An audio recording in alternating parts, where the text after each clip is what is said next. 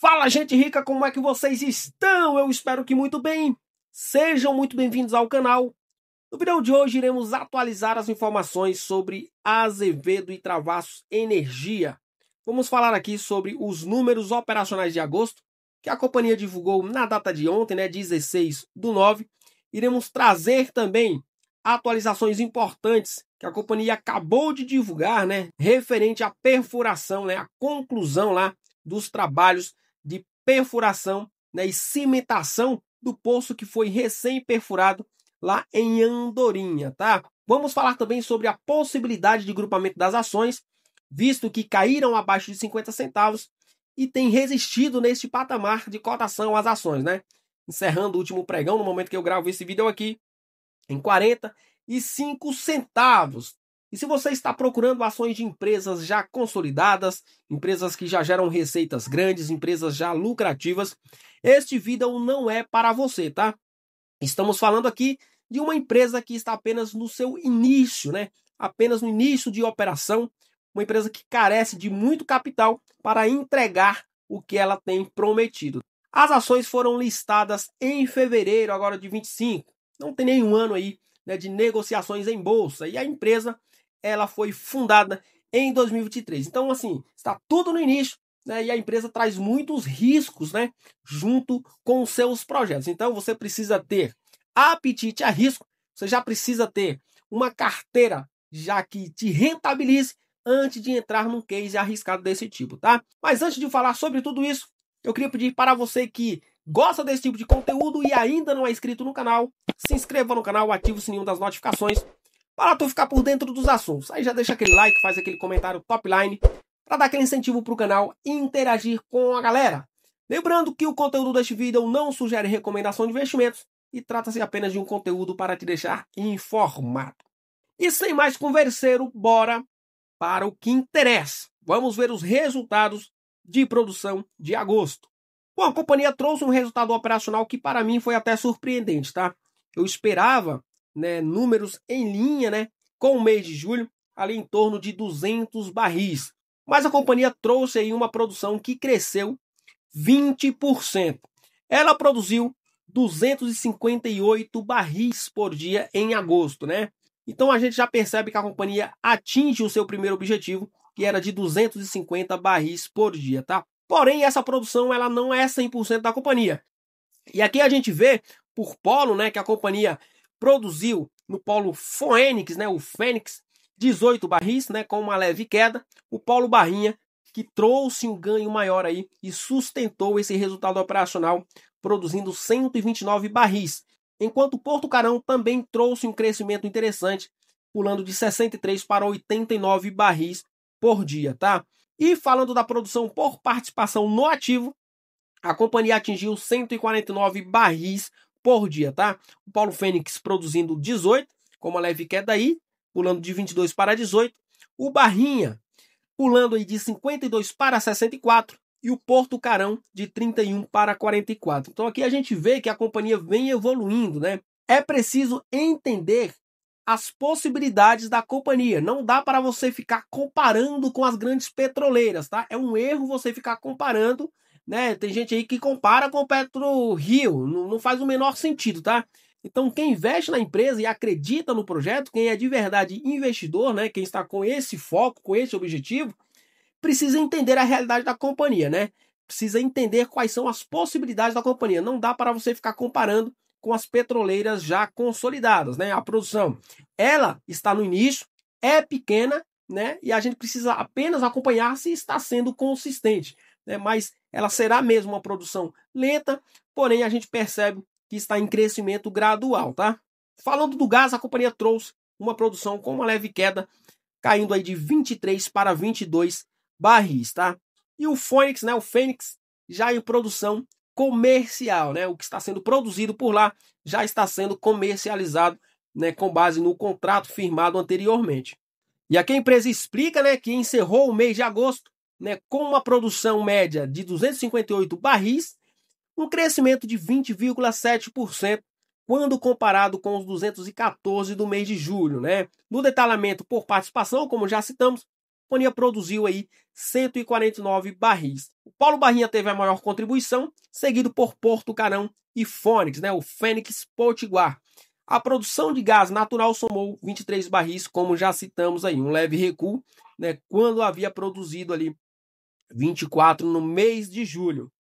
E entre os destaques operacionais, a companhia traz o seguinte: a entrada em produção do poço ALC4, né, em 28 de julho, marcando o início da produção comercial de gás no campo dos Periquito, né, dos Priquito.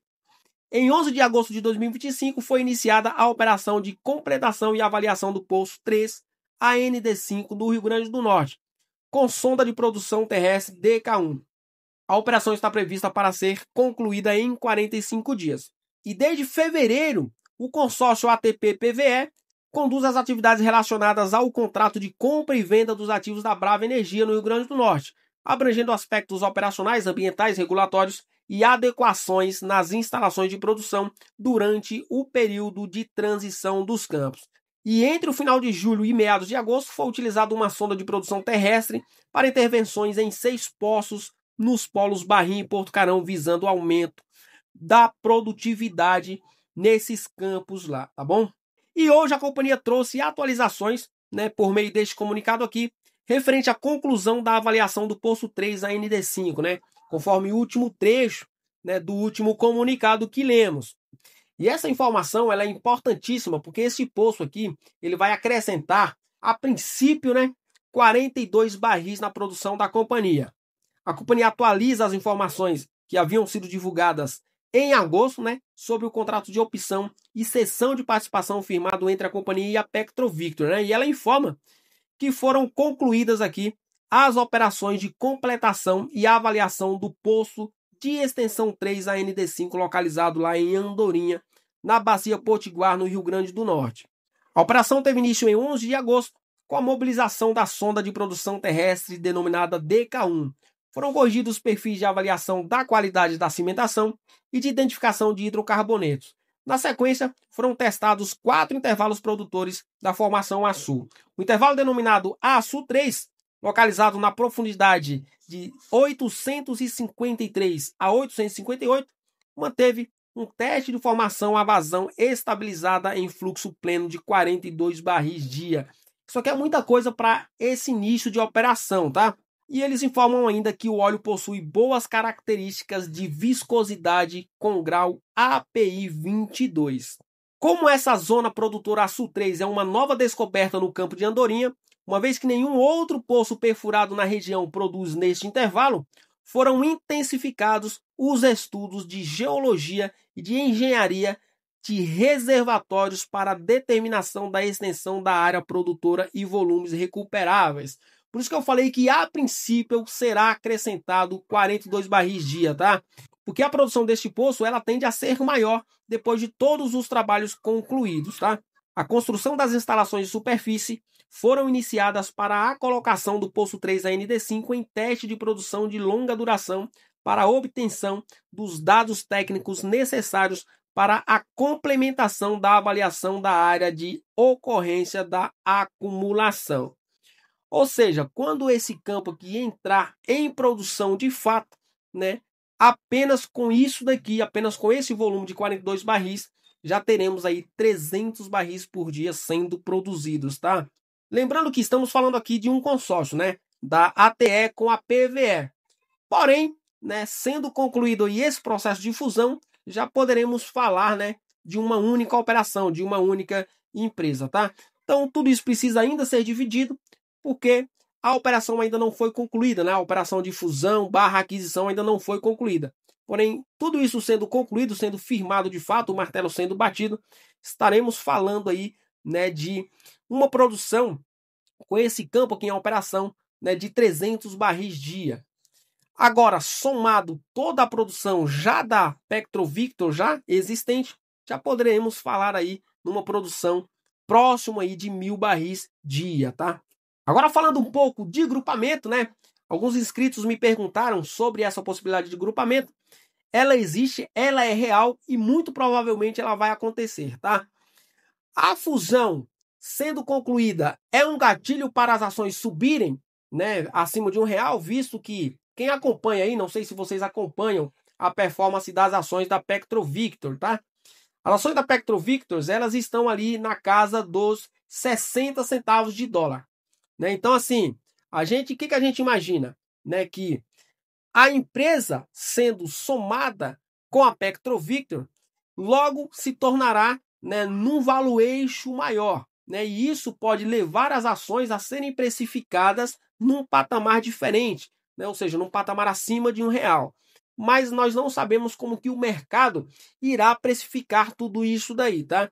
Eu prefiro esperar para ver o que vai acontecer. Eu não gosto de ficar fazendo esse tipo de projeção, porque esse tipo de avaliação acaba nos fazendo querer aumentar a posição enquanto as ações estão em 40 centavos, né? Imaginando que após a fusão as ações subirão para cima de R$ 1 e nós não pegaremos toda essa alta. Eu prefiro esperar, né, para ver como que de fato as coisas irão acontecer. Eu costumo encarar grupamentos olhando para o que a empresa está fazendo, né? É diferente, por exemplo, um grupamento de uma IFCM3, de uma Infracommerce. A gente sabe que a empresa está numa desgrameira total, né? Um grupamento, vamos falar, por exemplo, aqui de uma Casas Bahia, de uma Oi, né? É diferente. A gente olha para uma empresa como, por exemplo, um IRB, né, que grupou, né, mas a empresa não estava ali financeiramente difícil. Foi um outro fato que fez as ações, né, estarem nos patamares que estavam na ocasião. Olhando também para a questão,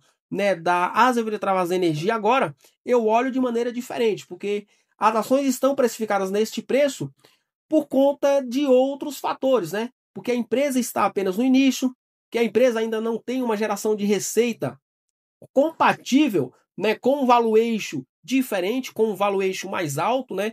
Eu vejo as ações das Azevedo e Travassos agora, né, em patamares que de fato deveriam estar para o momento atual da companhia. Agora, depois de uma fusão, por exemplo, a gente pode voltar a fazer um outro tipo de avaliação, porque agora é uma produção diferente, né? São horizontes diferentes, são expectativas diferentes, tá? Na questão da produção, na questão da geração de receita, na questão também de investimentos, né, de CAPEX, a gente agora passa a encarar a empresa, né, projetando também um CAPEX maior, mas a empresa também, com base em investimentos maiores, ela também nos traz perspectivas maiores de geração de receita, tá? Agora, na questão do que vai mudar na sua carteira, o capital investido ele não vai mudar, tá? Se você investiu R$ 1.000, né, o seu aporte continuará sendo R$ 1.000. O que vai mudar é a quantidade de ações, né, que vai reduzir. O capital social da companhia ele vai permanecer o mesmo, o seu também, né? Agora, o que vai existir aí é um efeito negativo, né, uma percepção negativa do mercado com base, né, nesse grupamento, o que faz muita gente a vender e derrubar as ações. Então, o que vai cair aí, o que tende a acontecer, uma queda nas ações por conta do efeito negativo. Então você precisa encarar esse tipo de investimento com muito cuidado, com muita cautela, que nem eu falei no início do vídeo. Você está buscando empresas já rentáveis, já consolidadas no mercado, essa empresa não é para você. Ela está no início apenas e você precisa ter apetite a risco, mas principalmente já um bom gerenciamento do seu portfólio, né, a ponto de te permitir se arriscar um pouco mais. E outra, se você já tiver essa possibilidade de se arriscar mais, mesmo assim, você precisa se arriscar de maneira inteligente.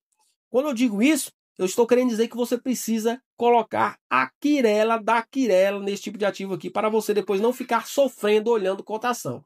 Nesse tipo de ativo, você precisa acompanhar muito mais, né, o que a empresa está entregando ou não, né, do que a cotação. A cotação você olha quando você quer fazer alguma operação, né, ou comprar ou vender, beleza? O vídeo de hoje foi esse, espero que vocês tenham gostado. Forte abraço, até o próximo, fui!